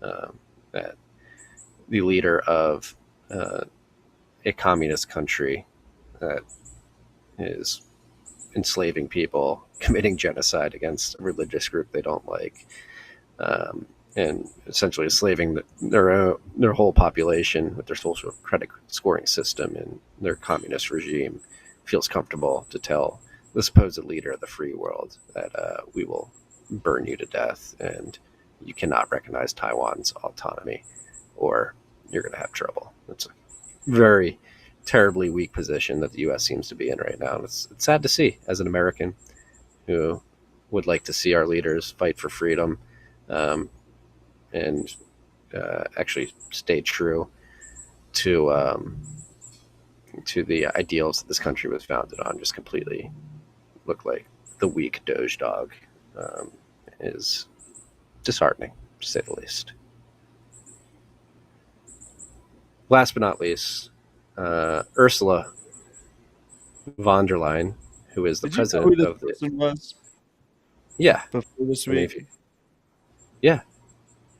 She's the president of the EU. You don't know who the president of the EU is? Hand to God, I DuckDuckGo'd her right before we went live because you added her to the list. Yeah. Well, the reason I added her to the list is, again, talk about doublespeak, trying to change definitions in how these central planners are posturing to the public as they lose control. One thing that obviously Europe's going to is in an energy crisis. The natural gas prices, same day natural gas prices in Germany is something like $2,200 an MCF right now, which is insane. Or a megawatt hour, $2,200 a megawatt hour, which is insanely high. As Russia-Ukraine war continues, as Germany idiotically shut down its nuclear power plants and a lot of its coal power plants, they're scrambling to get more power generation up, but it doesn't look like they're going to be able to do so in time for winter. But Ursula von der Leyen came out this week and said, hey, we're making measures. They're essentially, again, going back to the central planning tip, they're deciding who can and cannot use power generation throughout the economy. And they're saying that this is leading to energy security for all of Europe, which is just a complete double speak tactic where you're saying, hey, we're going to force you to use less energy so that we can be energy secure, which is just, you're not energy secure and you have to use less energy because you don't have that security. It's a complete tongue twisting of logic and words to try to make people think that the situation is better off than it actually is. It's a terrible situation. It's only going to get worse. And the fact that these bureaucrats are willing to go out there and so boldly lie to their constituents is fucking infuriating. I mean, I think the positive spin here is current day Europe and government policy in Europe will go down as a massive case study on how not to run energy policy. Like, people will be reading in the history books about what a miserable clusterfuck this all was. and hopefully our next generation will basically learn from it. Similar to how we read about like the great famines in the history books, we will read about the great energy mismanagement of the 2020s, and hopefully learn from it. Yeah, yeah, and it seems like in Europe they already are. A silver lining is that it does seem that the situation is so dire that they're talking about spinning back up some of their nuclear plants in Germany and beginning new construction on some, which is very good to see. Them recognizing that this is a terrible situation and nuclear power is the way to get themselves out of it. Apparently, some of the nuclear scientists in Germany said, yeah, we can spin these shuttered power plants back up within months. So hopefully there's a sense of urgency over there, and they actually move to spin some of these shutter plants back up and back online. That would go a long way to prevent some suffering this winter. And then another thing that I found out, Doomberg wrote a piece this week. I began subscribing to his newsletter after he came on the show, and it's like paid newsletter. Excuse me. Is it paid newsletter? Yes. Okay, continue. Sorry. And the whole greenwashing, climate hysteria movement are complete fucking hypocrites. So if you're not aware, a lot of the quote unquote renewable energy that is used in Europe is wood. It's wood pellets. And so what they're doing, crazy, and they're shipping it from America. They're cutting down our forest. Yeah, they're cutting down North Carolina and Maine forest and shipping it across the ocean and saying that that's fucking renewable energy, and they're burning it on their side. Yeah, wood burning creates more CO2 than like oil and gas. It's insane, and they're calling it renewable. It's like 30% of their renewable energy mix. It's not renewable at all. I love Denver Bitcoin. Adam posted a video about this, which opened my eyes to it. And there was this one guy they interviewed who was like an American lumber guy. And I'll never forget his response. He's like, I'm not gonna do it justice, but he said something to the effect of, he's like, I'm not against burning our forest, but if anyone's going to burn our forest, it should be us. Oh, it's complete clown world. I'm not calling Pete clown world, but it's like these people are saying, you can't use nuclear, you can't use gas, you can't use oil, you can't use coal. We're going to use this renewable energy tech called wood, which is actually not renewable at all. We're just going to tell you it is, and we're going to make everybody feel good about it. It's completely cutting down whole forest over here in the United States to virtue signal, to allow Europeans to virtue signal. Like you said, yeah, we're going to be creating these wood pellets. They should be going to my Traeger, not to fucking Ursula von der Leyen's fucking house. Load them on a massive tanker, send them across the fucking Atlantic Ocean so they can be burned on a different continent, and everyone can pat themselves on the back and say they got renewable energy. It's definitely not renewable. Once those pellets are gone, they're gone. You're not gonna be able to reconstruct. What? Yeah, you can plant a tree. I mean, it's fucking stupid. Well, dude, that's crazy. But I think at its core, you could probably say it's renewable. I mean, trees. You can't. You cut down a tree, you burn the tree, you grow the tree. No. Well, it takes 30 years to grow the tree. And guess what? The biggest carbon sequestration technology we have on this earth today. It's fucking trees. It's fucking trees, and you're cutting them down. I'm saying it's batshit crazy. It's complete bullshit. But burning trees is, by definition, renewable because you can grow new ones. The whole concept. No. Now we're getting into semantic art. So renewable is a marketing term. Nothing is renewable. Like the whole, what does Oxford English Dictionary say for renewable? Well, they try to paint this picture in your mind like renewable, like it's just this perpetual motion machine that is just going to keep producing energy. Like the solar, they say, these solar panels you're taking it from the sun, and the sun is infinite. But again, the mechanism is not renewable at all.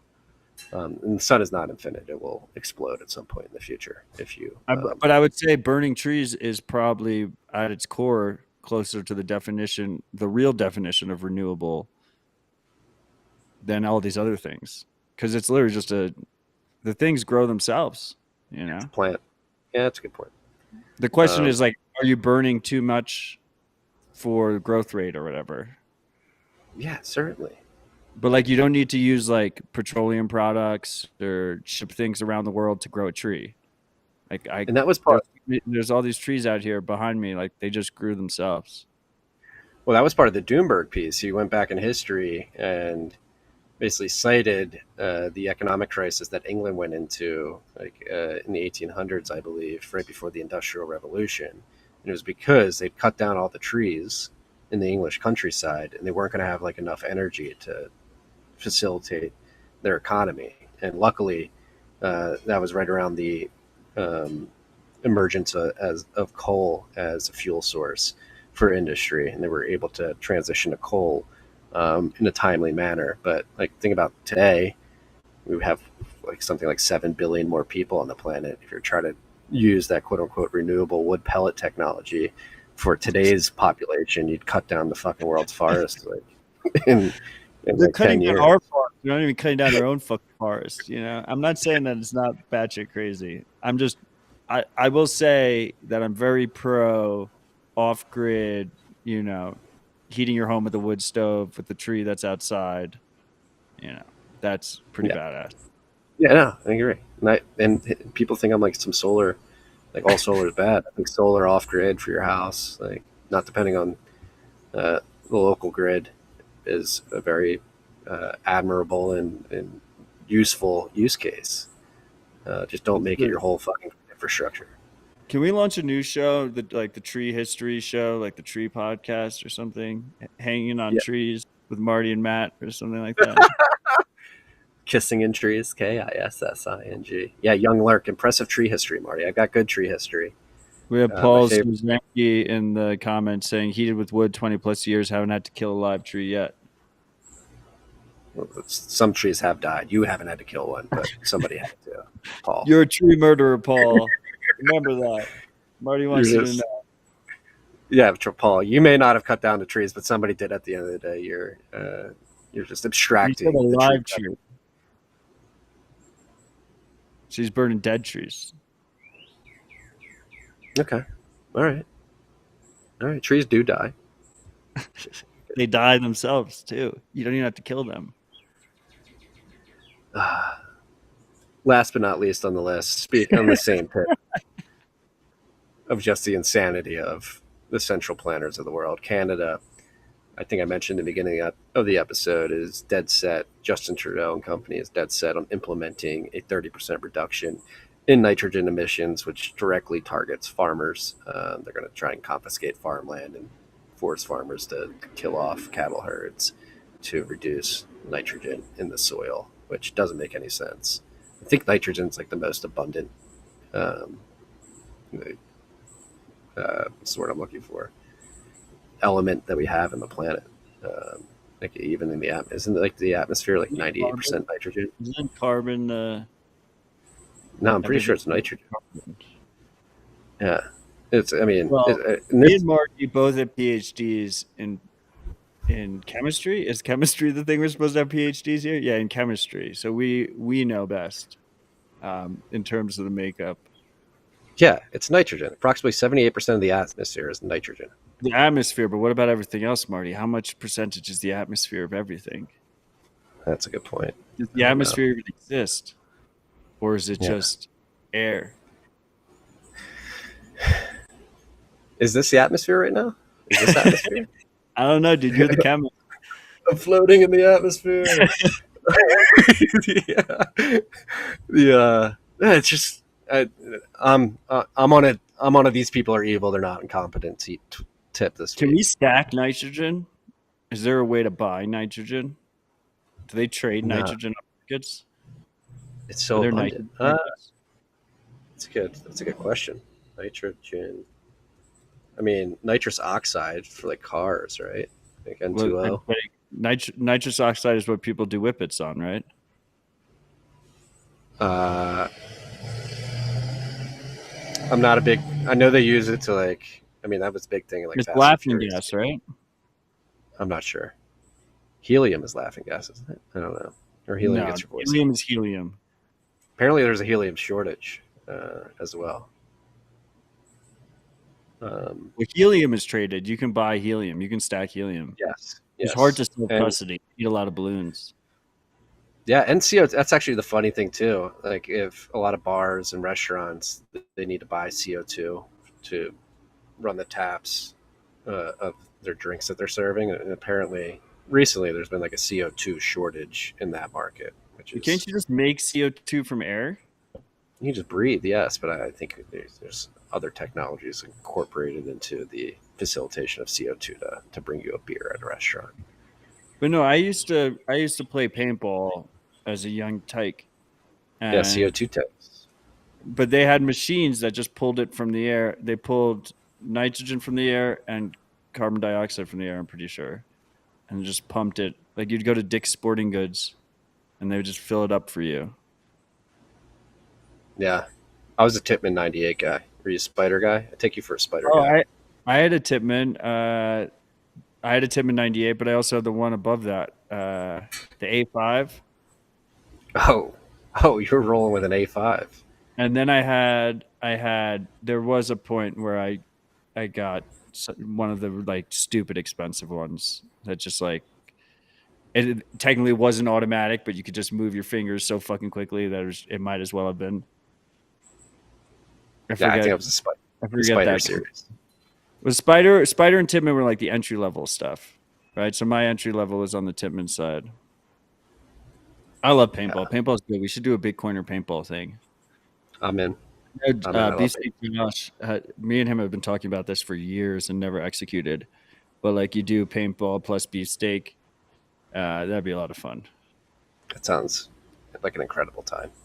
Right? Hopefully the second live, let us get there. Couple it with a live RHR and boom, you got a summit in the making. Live from the paintball field. While people are like shooting each other, we're like ripping it in the middle. Yeah. That'd be hilarious if we record an episode of people just shooting us. We'd be like war correspondents without the war part. Yeah. Yeah, oh gosh, this is bringing back many memories when I lived in South Carolina. Those were my big paintballing days.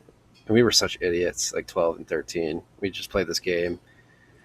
We just call it run across the lawn. And you just have one of your friends run across the lawn and everybody try and shoot them.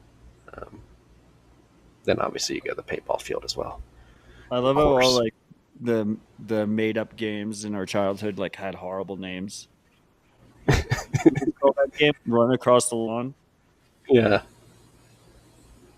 But back to serious, like Canada trying to reduce nitrogen by 30% by attacking farmers in Canada is disgusting, especially after what we've seen going on in the Netherlands last couple months. It does, again, I was about to say it, we got distracted. I'm on a tip this week where I think these people are nefarious and evil and not simply incompetent. Like these specific moves to reduce nitrogen by 30% and doing it by culling livestock and taking farmland from farmers just doesn't make any logical sense. And it does seem like the Davos class, the liberal world order, the demons in lizard suits, whatever you want to refer to them as, are actively trying to harm people and depopulate the world.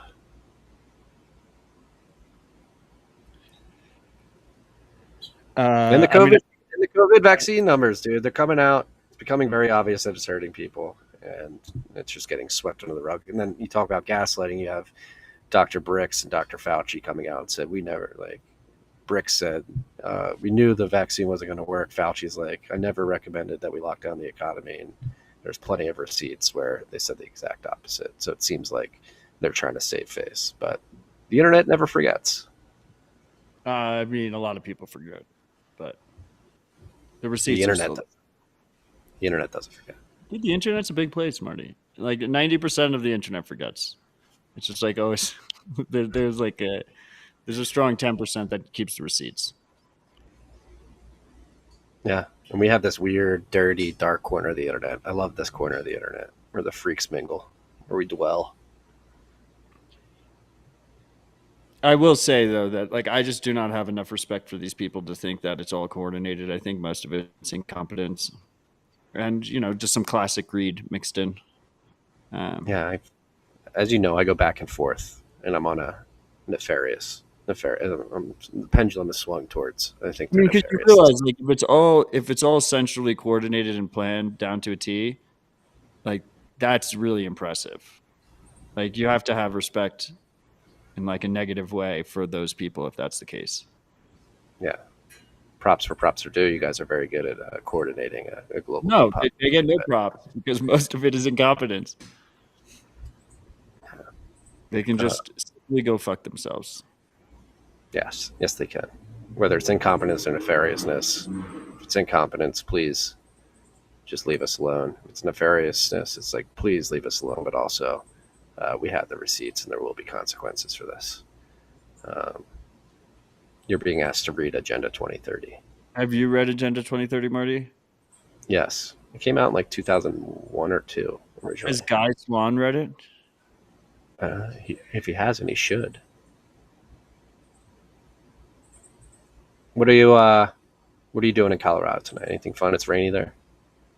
We're in the middle of nowhere. I technically don't have. There's no cell reception here. It's the first time I've ever used Starlink. This Airbnb has Starlink.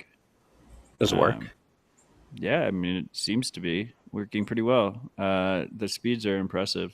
The dish is really small. I'm surprised. The latency is really good. I'm very torn on Starlink. But it seems like guys. Yeah, and obviously with all ISPs, Starlink included, it's a very trusted relationship. But like we don't have any good ISPs in America anyway, so it's like extremely low bar. It could be an interesting tool. It does change. It changes the ball game a little bit. Yeah, on the individual empowerment side. Everybody I know has used Starlink, is very impressed with the speeds. But yeah, at scale, Starlink gets there. Like the night sky is not going to look like what it has for all of human history. There's going to be some obstruction there with the satellites. Yeah, I mean, I think there's a balance. Like everything has trade-offs. I mean, power lines fucking suck. Cell phone towers suck. There's obviously massive centralization situation based on rolling out infrastructure. Rolling out fiber lines is like not easy or great. So everything has trade-offs. It's just good to have another option. I am pleasantly surprised by how performant it is. Yeah. Speaking of power lines, it's power lines are the bane of my father-in-law's existence. We live on the block where all the power lines come through, and it obstructs our sunset view. Exactly. Once a week, we get a comment like, imagine if the power lines weren't here. Well, that's what. There's a strong argument that, like, if you have solar or nat gas on your property, or even maybe some minor hydro, if you have like a strong stream or some shit like that, and then you mixed it with Starlink, like you can live off grid with a lot of the modern benefits, without any kind of, infrastructure that people have grown to rely on over the past few decades. So I feel like it really does open up off grid to people, specifically people who, work remotely. Yeah. No, I have a couple friends in rural areas in Tennessee, Montana. They actually like need it to actually be able to get a respectable internet connection with speeds that are demanded in our modern day economy if you want to work remotely. All right. You're over there. Did I rant too much this week? No, it's fine. Last week was better. Last week was like a high quality rip. Last week was a very good fucking rip. I thought this one was high quality too. I enjoyed it. There was something I was going to say that I forgot that I'm going to remember as soon as we finish. We got to get the Boostagrams. We had our biggest Boostagram yet, so it would be a shame if I missed that. Yeah, try to remember what you're doing.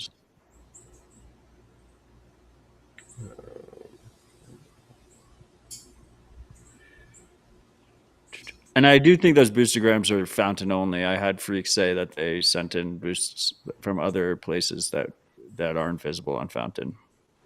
All right, By we the got to way. work with the freaks. I do remember We'll one figure it week out. they were pulling it all in. Oscar, if you're listening. We should just on reach out to Oscar. I should have done that. I forgot to do that. Read what? Oh, I remember what I was going to talk about. I'm not allowed to say. I'm not allowed to. Me and a few people have been working on some things since Norway. Our buddy Hodlnaut is very humble and holds himself to a very high standard. So he's not one to outwardly ask for help, but he's been having a lot of issues in terms of lawsuits from a certain someone who's pretending to be Satoshi. So there's going to be some things that are going to come up in terms of helping out Hodlnaut, helping out our boy over the next few weeks. If you're interested in helping in that regard, first of all, keep paying attention to these channels. We'll talk about it in Rabbit Hole Recap next week as well. The plan is to do something big in like the second week of August. But if you want to help out in a larger way, consider reaching out to me in my various channels. You can have all my contact information is at mattodell.keybase.pub or mattodell.com. All my contact information is there. So if you're interested in helping out in that regard, reach out. And if you're interested in donating and supporting in less ways, just pay attention to these channels. And we got some big things planned for like 3 weeks from now. Stay strong, Hodlnaut. I know what you've been dealing with is particularly annoying and stressful. Not only annoying, but very stressful. And as Matt alluded to, capital intensive, which is so fucked up. But we're not going to give that guy any more attention than he needs. To the boostagrams. Biggest boostagram on RHR to date, I believe. So shout out to @Pitar. 250,000 sats. Uncle Marty and Uncle Matt can bring you to water freaks, but you're going to have to take a drink yourself. SHSS. Stay humble, stack sats. Plebs. Poly on sat. Oh, excuse me. @B17 boosted us 51,069 sats. Nice. Plebs. No. Polyunsaturated fatty acids are hydrocarbons with extra steps. They want you to eat hydrocarbons rather than burn them. Vegetable oil is in research as an alternative fuel. Do your own research. Sats and saturated fats. Thank you, Marty and Matt, for killer content. Also, do not eat the bugs. I co-signed that message. Do not eat the bugs. Did you see Robert Downey Jr. was on Stephen Colbert's show eating bugs the other night? Trying to Did you as well. Did you see the new South Park No. the streaming wars? Is it on Paramount now? Is that the one on Paramount? Yeah, so like they signed a $900 million exclusive deal for 5 more seasons plus 14 full-length films on Paramount Plus. And I think they realized what kind of bullshit it was. So like their first feature-length films on there is about like how fucked up like the streaming wars are, and they call it Streaming Wars. But it's a really cool intermix of like commentary on the current streaming landscape and like the broken incentives mixed with like the ridiculous situation of water rights in Colorado because they're from Colorado, mixed with a bunch of celebrities that formally endorsed crypto telling people to drink pee. So it reminded me of eating the bugs. It's like they took it a step further. Don't just eat the bugs, also drink some urine while you're at it. Hey, it's the best way to hydrate yourself. The yellow stuff, especially. No, I mean, yeah. I've held off on Like, yeah, there's too many streaming services. Bifurcate. Well, I think it would be most fitting if you watched it via torrent. But okay. I'm not necessarily saying how I watched it. All right, I will look for the torrent. Thank you for that tip. @user 9286264618733396. Send us a 50,000 sat boostagram. May all the 400 rabbits find the right hole to group and gather the energies necessary to navigate the circumstances. I believe they have. Peace. Cheers. Bit cryptic. Bit cryptic? What, the 400 rabbits you said? Yeah. No, that's because 2 rips ago we had 400 rabbits was the mezcal that the freak from Mexico brought us. It's 400. Ciento. God, what's the... Hamrock. Yes. Thank you. User 928-626-4618-733-96 at The Auburn. best is Marty's face when he realizes he goes down a route where he's like, fuck, I don't know. Just Auburn Citadel back to give us a boostagram. 49,490 sats. Get boosting, freaks. Thank you for cracking the whip on the freaks there. Auburn_Citadel. Yeah, that's the boostagrams for the week. Top 4. If you guys are participating in the value for value contributions to this show, thank you. We are extremely flattered that you're getting value out of this show and decide to send some back to us in the form of sats over the Podcasting 2.0 network. We appreciate you, freaks. It's the reason we come back week after week. Yeah, and I think that was the biggest boost week we had in Rabbit Hole recap history. Right there, that was 450,000, almost 500,000 sats there in the top 4 alone. Appreciate you, freaks. Means a lot. If you don't use a Podcasting 2.0 compatible wallet yet, go to, is it podcasterwallets.com? Podcastwallets.com? No?